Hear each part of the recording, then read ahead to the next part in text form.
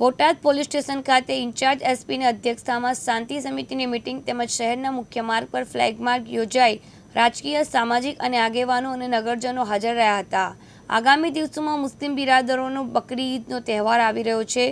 તે નિમિત્તે Botad town police station દ્વારા બોટાદ ઇન્ચાર્જ એસપી એ સૈયદના અધ્યક્ષતામાં તેમજ ડીવાયએસપી મહર્ષિ રાવલના ડીવાયએસપી મનીષા દેસાઈની ઉપસ્થિતિમાં શાંતિ સમિતિની બેઠક મળી હતી. આ બેઠકમાં ઉપસ્થિત આગેવાનો અને પોલીસ અધિકારીઓ દ્વારા વૃક્ષારોપણ કરી પર્યાવરણ દિવસની ઉજવણી પણ કરાઈ હતી.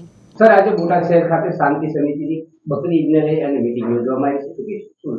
ભાવનગર રેન્જના આઈજીપી શ્રી ગૌતમ પરમાર સાહેબના માર્ગદર્શન હેઠળ આજે બોટાદ શહેર પોલીસની અંદર આગામી 7 જૂનના રોજ બકરી ઈદનો જે તહેવાર છે એ નિમિત્તે બોટાદ શહેરના હિન્દુ તેમજ મુસ્લિમ આગેવાનોની એક શાંતિ સમિતિની બેઠક કરવામાં આવેલી છે. એ બેઠકમાં એસડીપીઓ શ્રી બોટાદ તેમજ એસસી એસટી ડીવાયએસપી શ્રી પણ હાજર હતા. એ મિટિંગની અંદર જે હિન્દુ અને મુસ્લિમ બંને કોમના જે આગેવાનો છે એમને સૂચનો કરવામાં પણ આવેલા છે અને એમના સૂચનો પણ ધ્યાને લેવામાં આવેલા છે. અને આગામી જે 7 તારીખે જે તહેવાર છે શાંતિમય પસાર થાય એનું એક આયોજન સરસ રીતે કરવામાં આવેલું છે. હાલમાં બોટાદ જિલ્લા પોલીસ દ્વારા એક ફ્લેગ માર્ચનું પણ આયોજન કરવામાં આવેલું છે અને સાથે સાથે રાણપુર અને ગઢડા વિસ્તારમાં પણ એલસીબી અને એસઓજીના અધિકારી તેમજ લોકલ અધિકારી મારફતે એક ફ્લેગ માર્ચનું આયોજન કરવામાં આવેલ છે.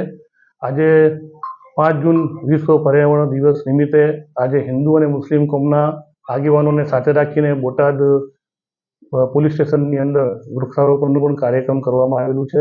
સાથે સાથે નો પ્લાસ્ટિક અને પ્લાસ્ટિક બાબતે પ્લાસ્ટિકનો ઉપયોગ નહીં કરવા બાબતે પબ્લિકની અંદર એક જાગૃતતા આવે એ અનુસંધાને અમારા વિવિધ ટ્રાફિક પોઈન્ટો પર પેમ્પલેટનું વિતરણ કરવામાં આવ્યું છે અને બેનર સાથે લોકોમાં જાગૃતતા આવે એવા કાર્યક્રમ કરવામાં આવેલા છે. પોથાભાઈ સેખલિયા, દિવ્યાંગ ન્યૂઝ, બોટાદ.